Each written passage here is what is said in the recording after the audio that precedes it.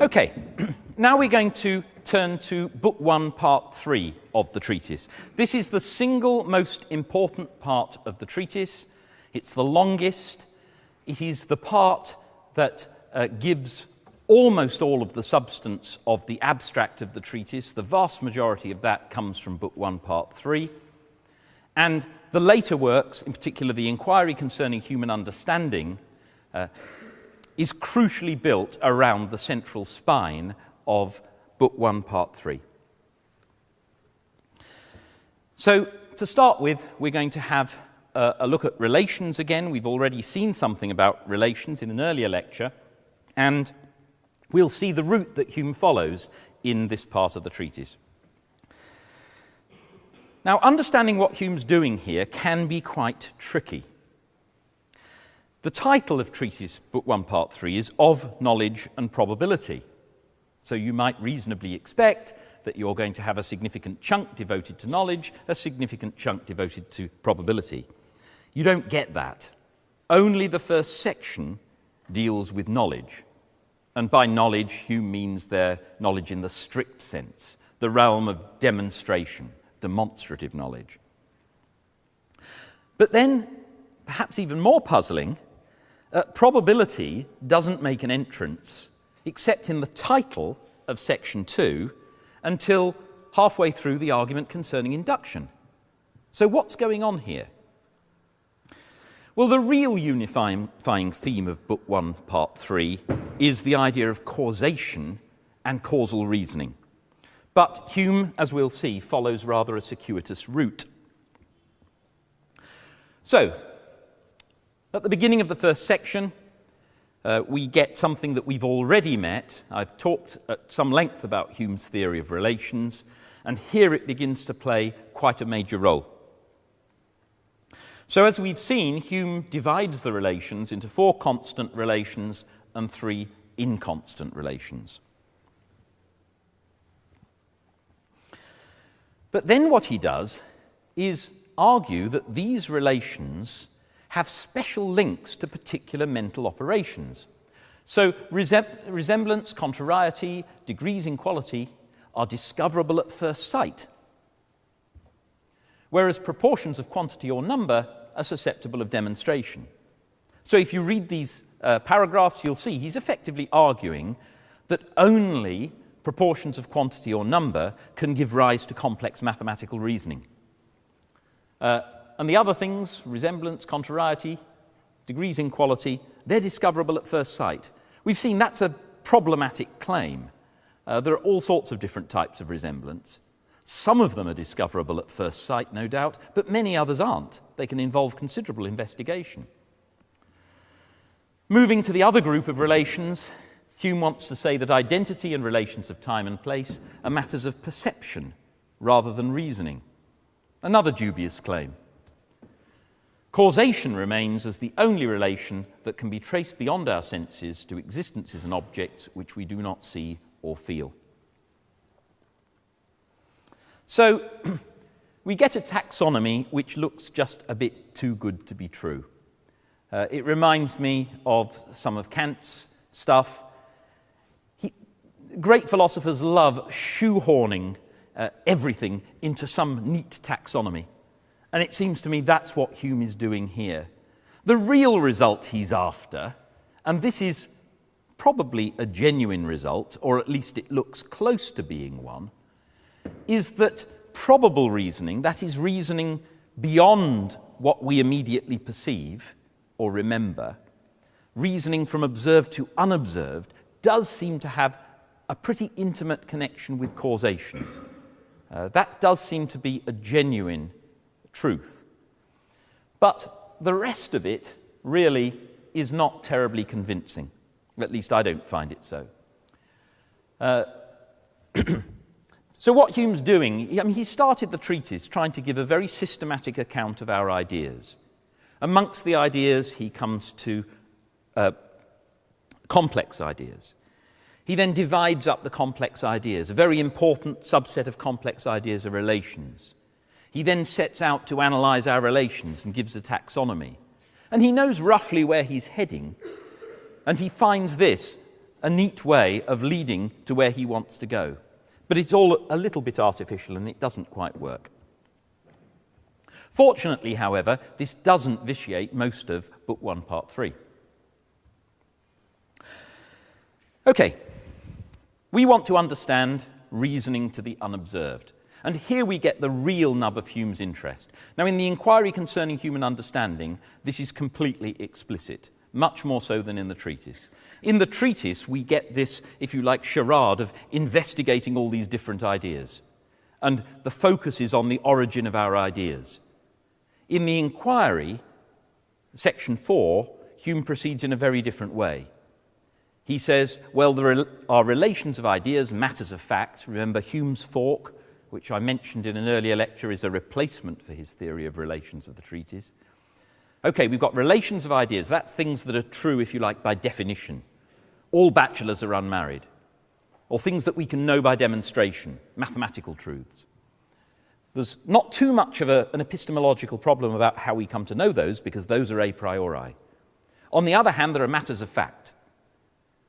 That's a different matter. How do we come to know any matter of fact beyond the immediate testimony of our memory and senses? That's the big question. And in Inquiry Section 4, that's the question he sets out to answer. In the treatise, he's looking for the origin of the idea of causation. He's argued that causation is intimately bound up with probable reasoning, and he twists it so that we end up discussing the basis of probable reasoning. So I think this is where his real interests lie, but he's inserting it within the context of a discussion of the idea of causation. I'm not meaning to suggest that the discussion of the idea of causation isn't also very important to him, but the theory of probability of belief plays a much larger role than you might expect if the discussion were actually principally founded on the origin of our ideas. But at any rate, the origin of ideas is how Hume structures it.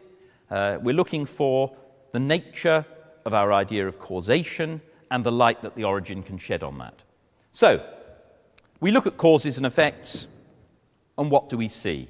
Do we see any uniform property that causes and effect have in common? No, we don't. All sorts of things can be causes, all sorts of things can be effects. It must be some relation between the cause and the effect that makes them cause and effect. Well, what relations? Well, if we look at things, take two things that are cause and effect, what do we find? We find, first of all, that they're contiguous in space and time. They're close together. We always find, Hume suggests, that causal relations act locally. You might think, hang on, what about gravity? That doesn't make an entrance at this point. One thing that does make an entrance at this point, via a footnote, is Hume's observation that we can have causal relations between things that are not spatially located. Later in the treatise, at 145, of the immateriality of the soul, Hume is going to point out that many of our perceptions do not have a spatial location. So it looks like the requirement of spatial contiguity cannot apply to those. They're obviously causally active.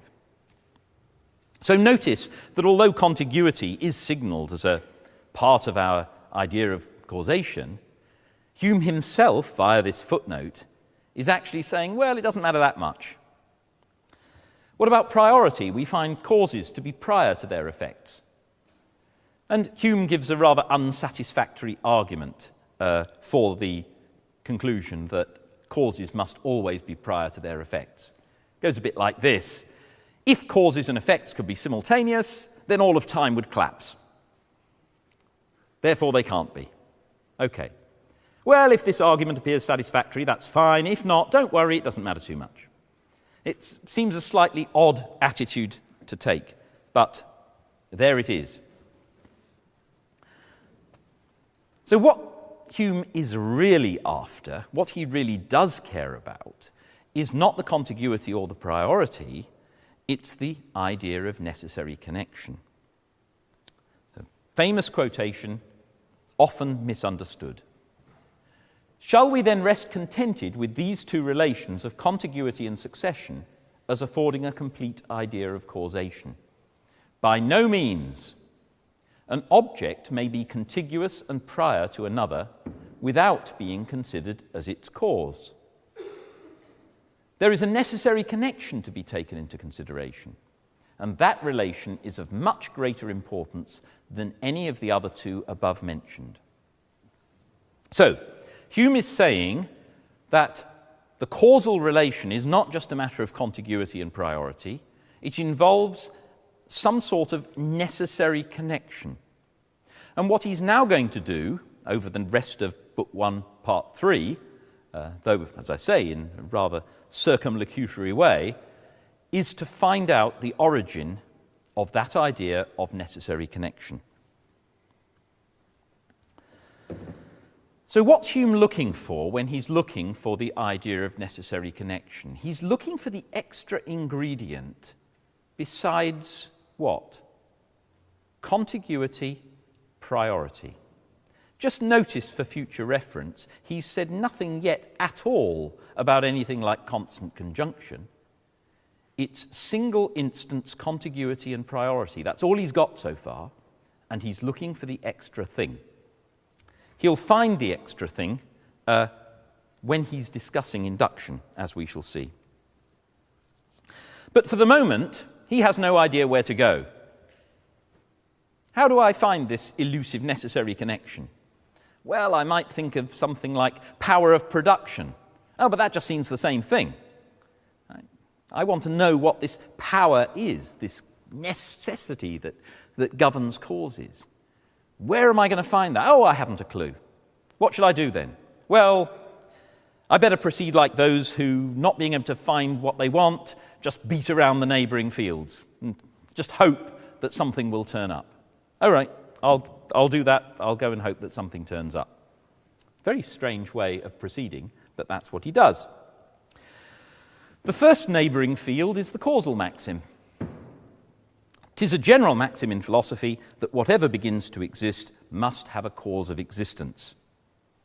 Well, here's an interesting question. Why do we believe the causal maxim? Well, many philosophers say that it's intuitively certain or demonstratively certain. Hume argues that it is neither.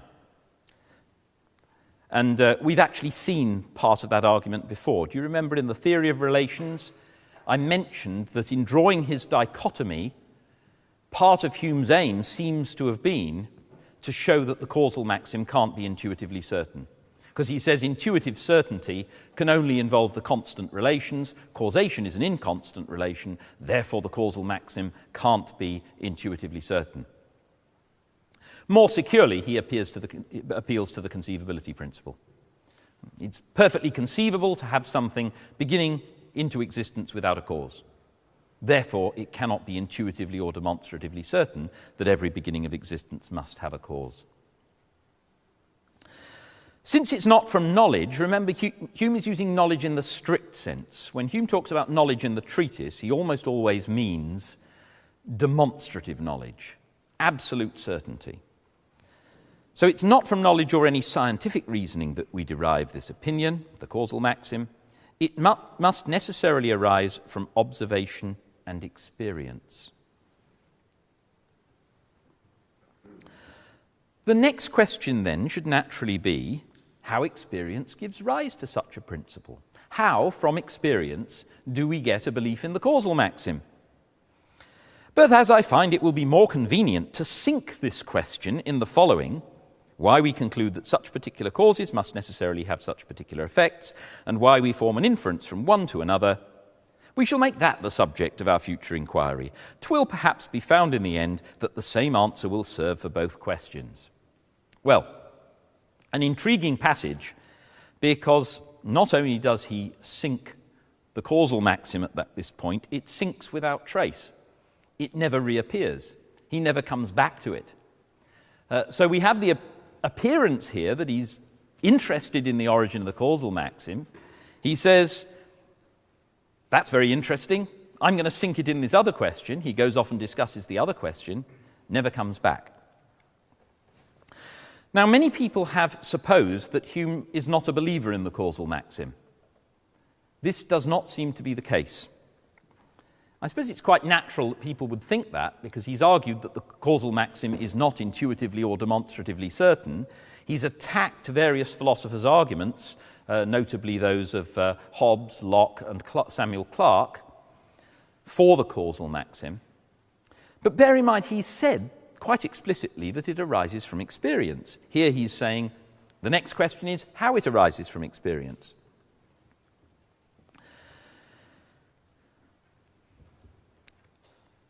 There are two main lines of evidence for the claim that Hume does believe in the causal maxim, beside those hints. First of all, we will see that Hume seems to be a pretty committed determinist.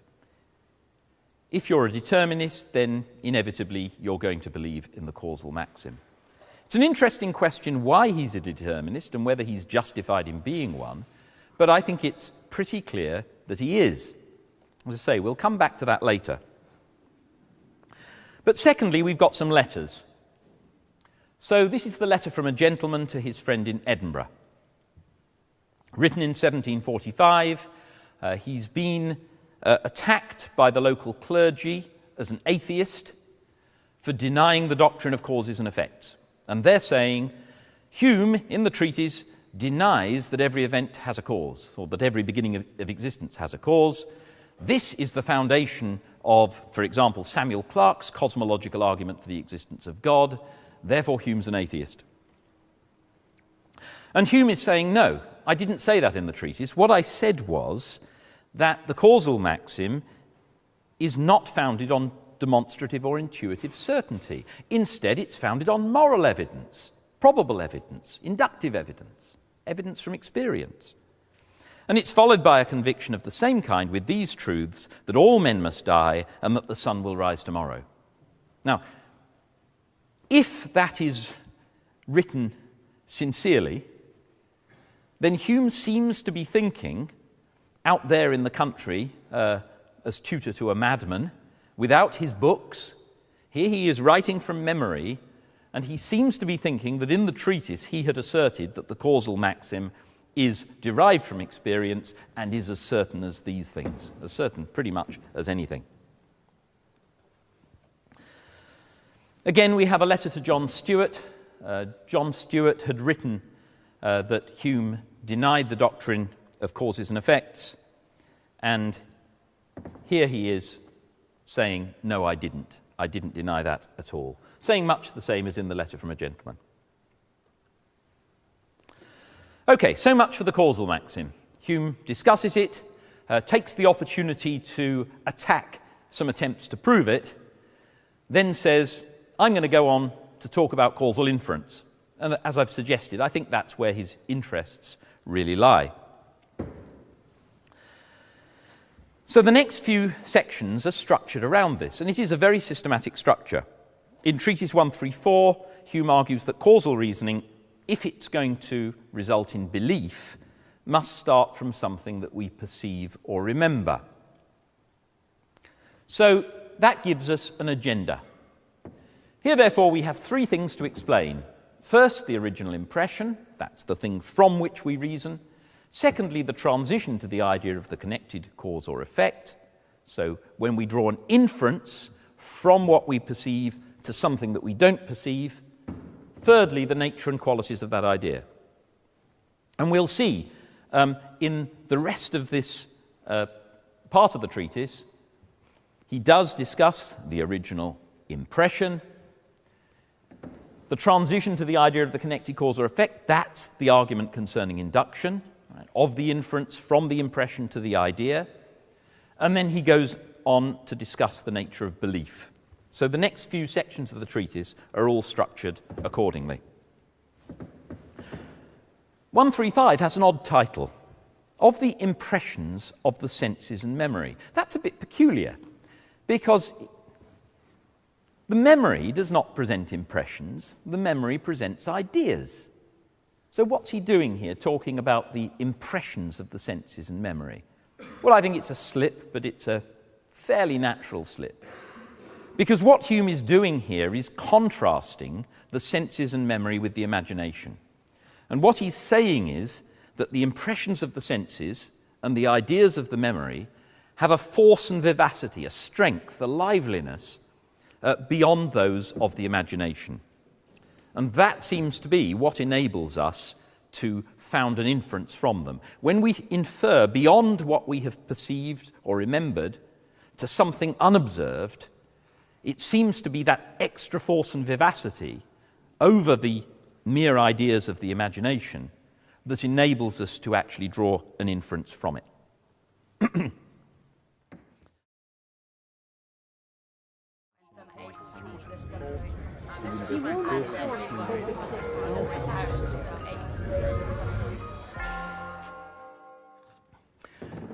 Okay, now we're going to turn to Book 1, Part 3 of the treatise. This is the single most important part of the treatise. It's the longest. It is the part that gives relations again. We've already seen something about relations in an earlier lecture, and we'll see the route that Hume follows in this part of the treatise. Now, understanding what Hume's doing here can be quite tricky.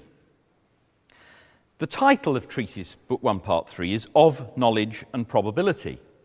So you might reasonably expect that you're going to have a significant chunk devoted to knowledge, a significant chunk devoted to probability.